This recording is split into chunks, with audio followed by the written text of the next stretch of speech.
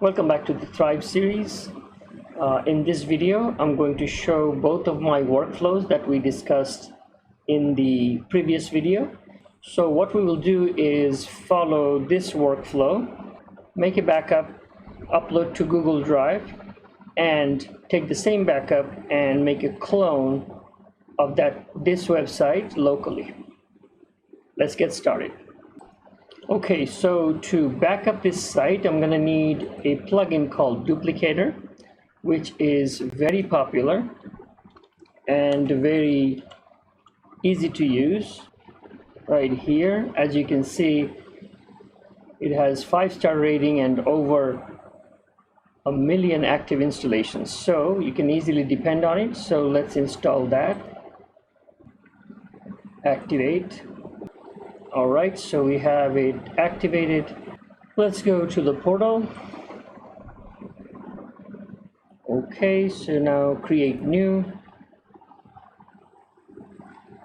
And this is where I use my naming convention. So for example, we're right here, Thrive site, day 1. Sorry, it does not take dash, it has to be underscore. And we're gonna leave that date stamp there. Let's hit next. All right. Normally, if there's a problem, it's gonna show it right here. For example, if you have larger file sizes, it will show here. You can select them and that will take it out of the rotation. You have to hit filter, and that way you could reduce the size, but we're not going to do all that here. We're just going to say yes and build. Okay, so it is done, and it's going to give us 2 important files. One is the installer.php and other one is the archive. Let's download them separately. Okay, so right here I have the downloaded files, the zip archive and the installer PHP in my download folder, and on this side you're looking at my Google Cloud Drive. If you've been following this series, then you probably are familiar with it because we showed it in the last video. So now what we're going to do, we're going to go ahead and create a folder. And we're gonna follow the naming convention with like project name, Thrive-Day 1. All right, and now we're gonna put this installer file here and the zip file. Now we're going to right click on it, and I'm gonna use the 7-zip. I also have RAR, WinRAR, and you can choose any compressor you like, but I'm gonna use 7-zip here, add to archive, and okay.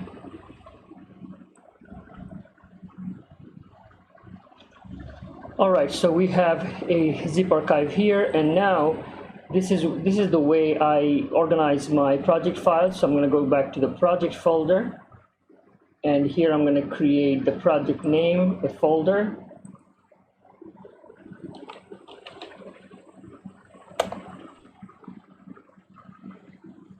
All right, right here, I'm going to open it, and I'm going to drag and drop this backup file.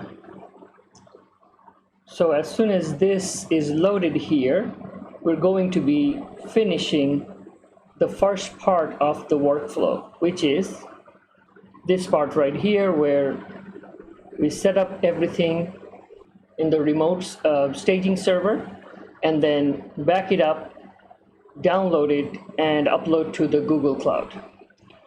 Now, next step is to take that backup and create a local clone here. Let's get started on that. Okay, so if we look down here, we see that our zip archive has been uploaded successfully. So So backing up of our project has been successfully ended.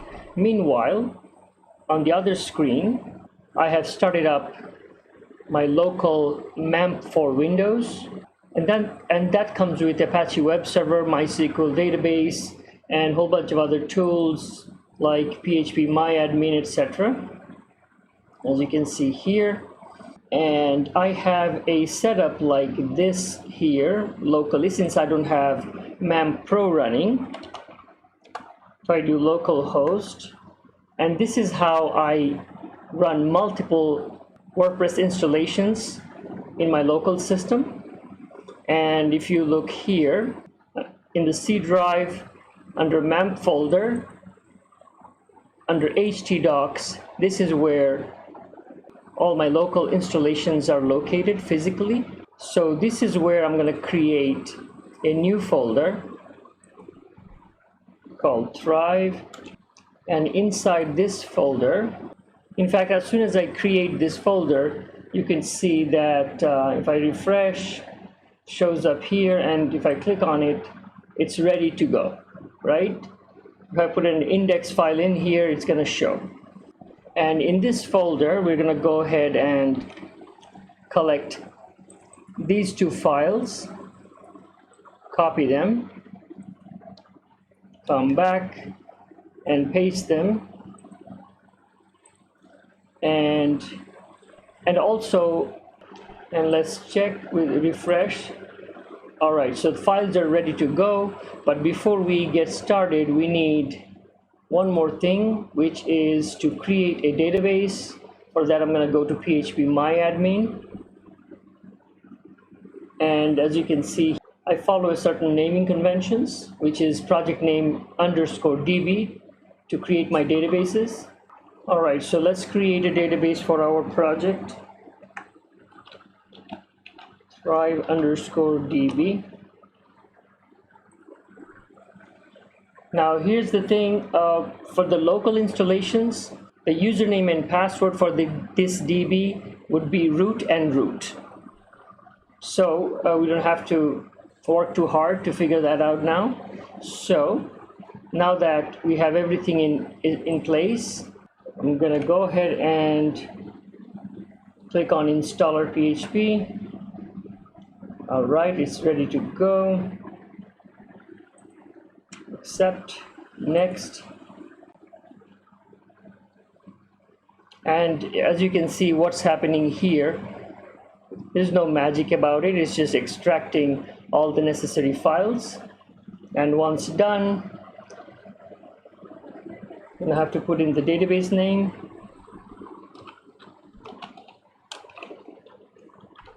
db root. And then we click this to test the database connection, which is successful. Now we hit next. Okay.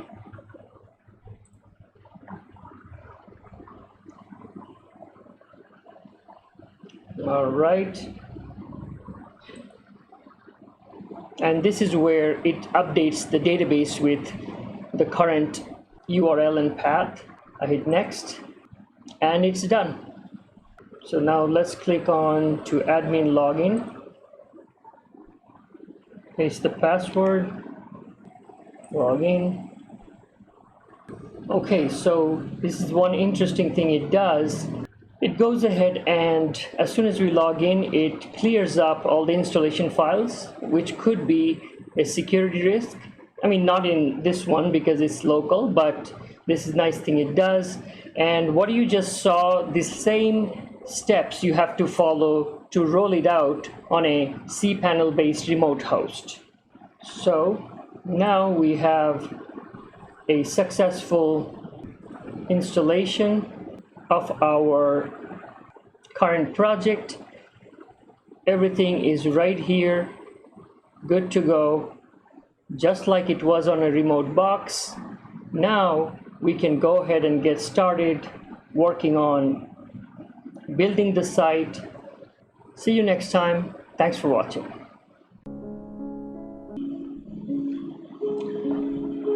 Thanks for watching. If you like this video, please smash the like button and the subscribe button. This will help me bring more free contents like this to you every week. Thanks again.